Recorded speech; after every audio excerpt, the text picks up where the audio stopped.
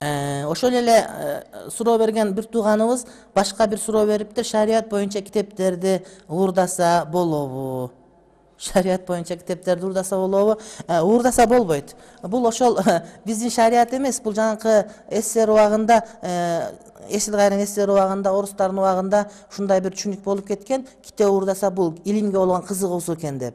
Жок, илимге болгон кызыгуунун өзүнүн дагы чек арасы бар. Илимге болгон кызыгуу деп китеп уурдай берген болсо, китептин баасы 10 дирхамдан ашып кеткен болсо, анын шариятта колу кесилет.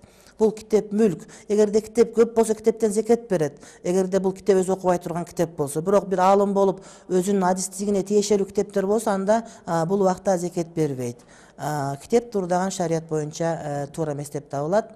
Бизге коңгуроо келип түштү. Кулагым сизде. Ассаламу алейкум. Ва алейкум ассалам ва рахматуллах баракату. Сизге бир суроо берсек болобу молдоке? Алло. Угуп жатам. Сиздин сурооңузду угайын деп отурам таксыр. Айтыңыз. Сиздер айтып атасыздар, жок деп эртең кийин майрамдычы. А мен эртең майрамдасам эмне болот? Кечиресиз, рахмат, түшүнүктүү болду. Эртең майрамдасаңыз майрамдайсыз таксырым.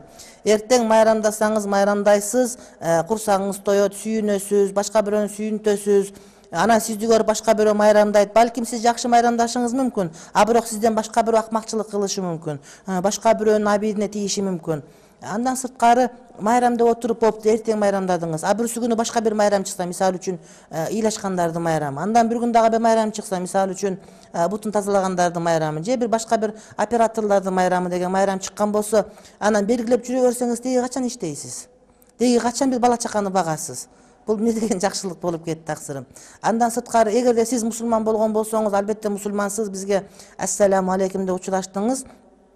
Эгерде сиз динге каныккан болсоңуз, динге чын ниетиңизден кирген болсоңуз, албетте бул майрамды майрам катары кабыл алуу сиз үчүн бир оор нерселердин катарына кошулушу керек эле таксырым.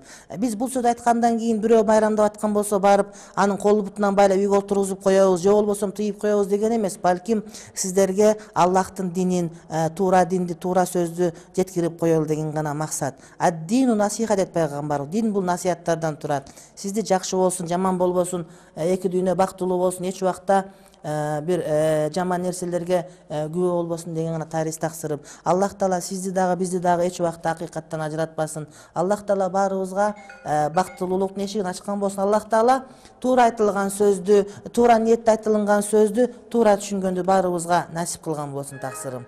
Рахмат сизге.